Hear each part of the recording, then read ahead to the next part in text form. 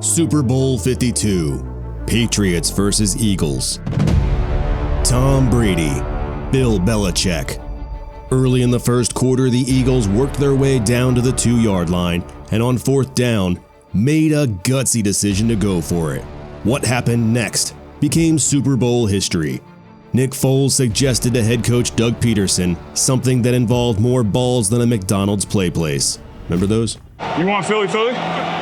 There was just one problem. The Eagles didn't have a play called Philly. Not one. But we'll get back to that in a bit, because this isn't about one play, or one game, or even one season. It's about one man, Nick Foles, who had more than just one magical Super Bowl game. He soared higher than Icarus on booger sugar, setting records and joining NFL greats along the way. But he would be tested, nearly leaving the game. This is the story of Nick Foles like you've never heard it before. I don't know, maybe. And if you think Nick Foles sounds boring, trust me, you don't know about Nick Foles. I said Dick. Nick Foles was born and raised in Austin, Texas. He attended Westlake High School, the same high school as future Hall of Famer Drew Brees. While there, he broke several of Brees' school records. He was also teammates with future Ravens kicker Justin Tucker. Foles went to college at Michigan State, where he was teammates with future NFL quarterbacks Brian Hoyer and Kirk Cousins. But he transferred after a year to the University of Arizona. Foles set school records at Arizona. He was the only quarterback to ever throw for over 10,000 yards. He also tied the touchdown record with 67. In October of 2009, Foles got into an absolute duel against Stanford quarterback Andrew Luck and head coach Jim Harbaugh, seen here fighting a bran muffin. With over 1,100 yards of offense and over 400 yards and 3 touchdowns from each quarterback. Around this same time, former quarterback Doug Peterson had transitioned from player to coach. He traded in his helmet for many visors. Andy Reid hired him as an assistant and eventually quarterbacks coach. The Eagles already had a starting quarterback in Michael Vick, but Reid was looking for a younger prospect to develop. Don't make it gross. He watched Foles' game film and liked what he saw, so he sent Peterson to get a better look. Peterson went to Austin to work him out. Walking in the parking lot, and I see Doug sitting in his car, and I knock on the window and hey, I'm Nick Foles, you're here to work me out. Unfortunately for Foles, the weather was not so accommodating. It was a cold, windy day with sleet and heavy rain. Peterson put him through a rigorous throwing session. He even asked him to throw a 65-yard bomb on a route he'd never even heard of. The wind slapped the ball down 10 yards short, and Foles' heart sank.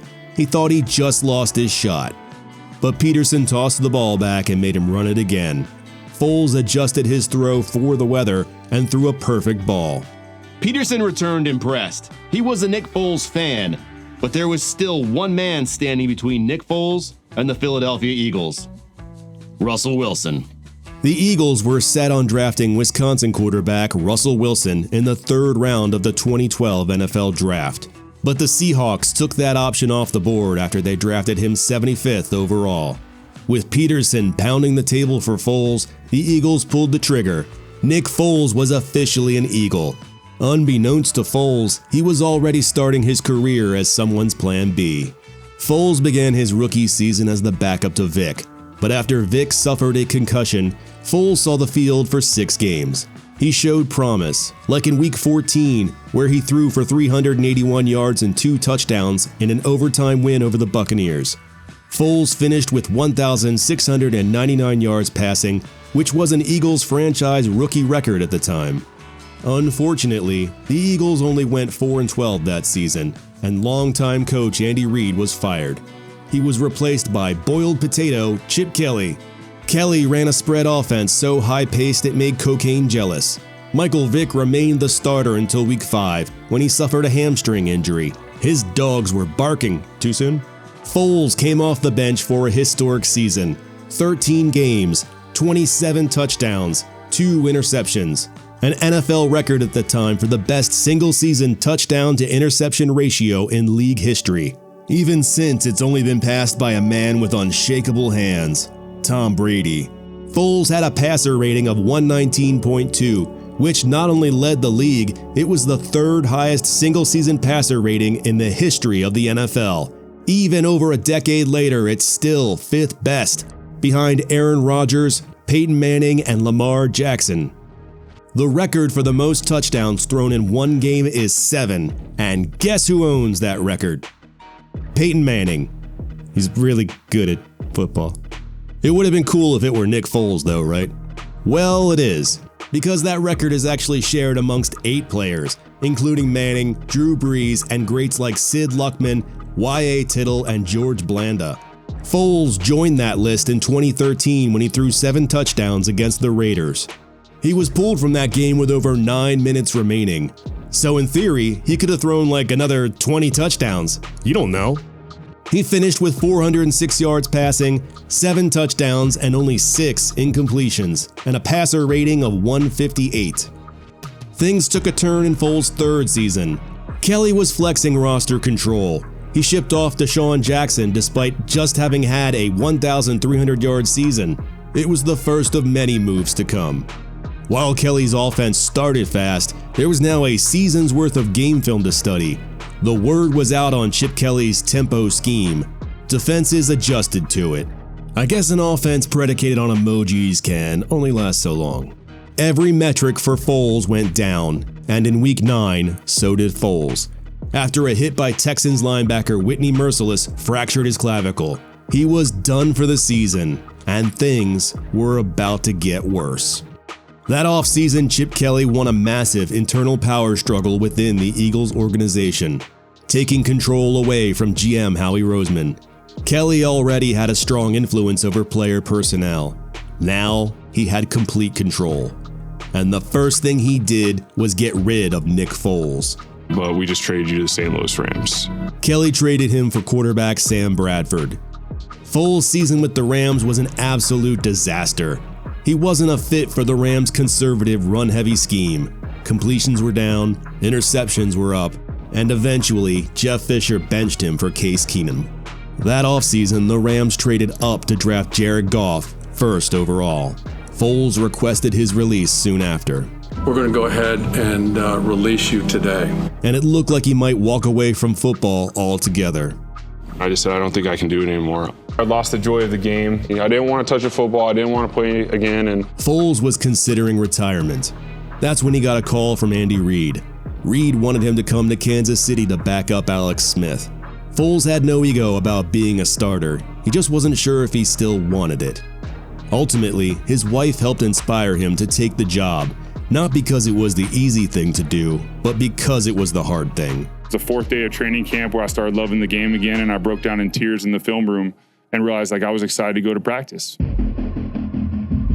By 2016, the Chip Kelly experiment had run its course like chemotherapy. It made fans sick, some lost their hair, but the cancer was gone.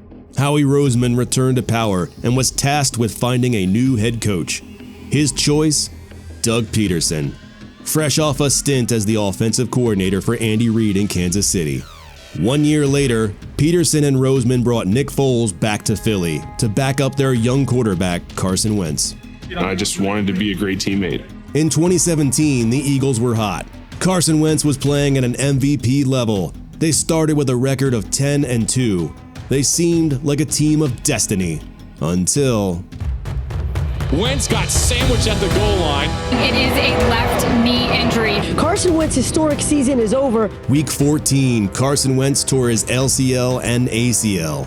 Foles started the following week and threw 4 touchdowns against the Giants, but struggled over the final 2 games of the season. I think the Eagles' championship hopes are over with. Headed into the playoffs, no one had high expectations for the Eagles or Nick Foles. You cannot lose the league MVP and still go win the Super Bowl. Just can't. But there's one thing for sure, like a 30-year-old walk-on turned rookie, or Rocky himself, Philly loves an underdog. During their first round bye, the coaches game planned around Foles' strengths, reworking their call sheet. And we get out to practice, I get a wristband with the plays on them, and Frank was just like, hey, you read the play however you want it. We're not going to talk to you. You just have fun, dice them up. We were able to mix both worlds and create this offense going into the playoffs that fit me, and I became very comfortable with The first test came against the Falcons, which turned into a defensive battle.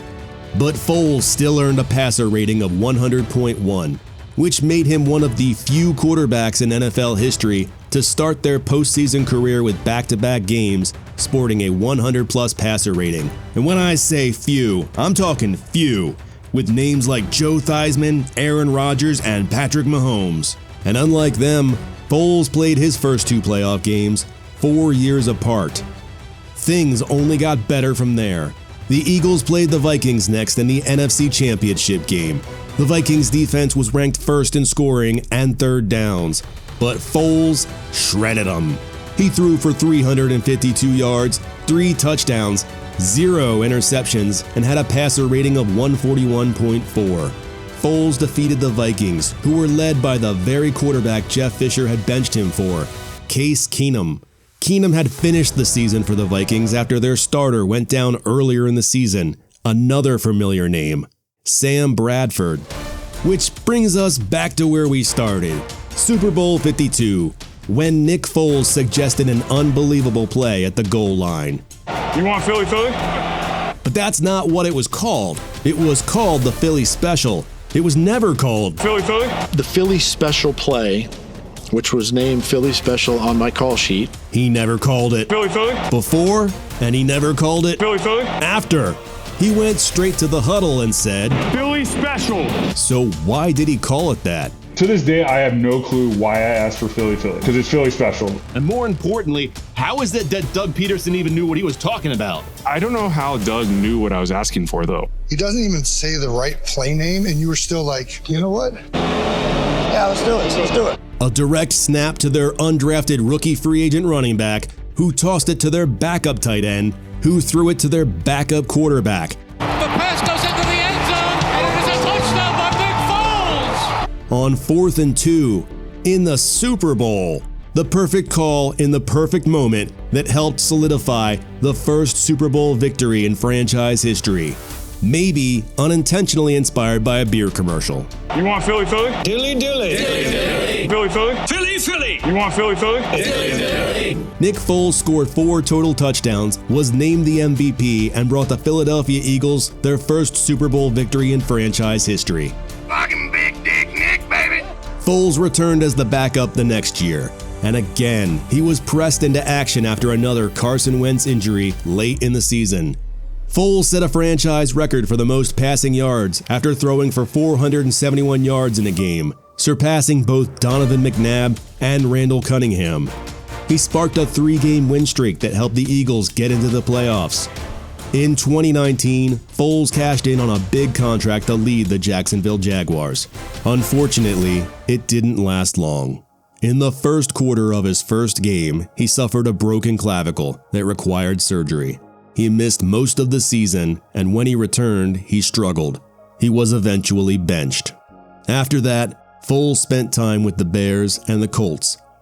After 11 years in the league, spanning 6 different teams, Foles finally retired in 2024. When young players think of the kind of career they want for themselves, no one would ever say Nick Foles. It feels more like the answer to a trivia question. And yet, most would be so lucky.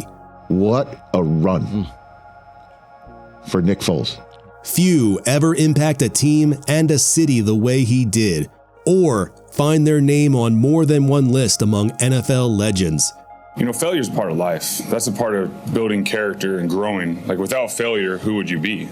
I wouldn't be up here if I hadn't fallen thousands of times, made mistakes. Embrace it, because you're growing. They called him a backup, a journeyman, an underdog, like Rocky. And just like Rocky, he got a statue. Foles, touchdown! That's 7 for Nick Foles. 7 touchdown passes today. What a throw. Oh my goodness. This is a thing of beauty. How about the throw by Nick Foles? Oh my God, Nick Foles.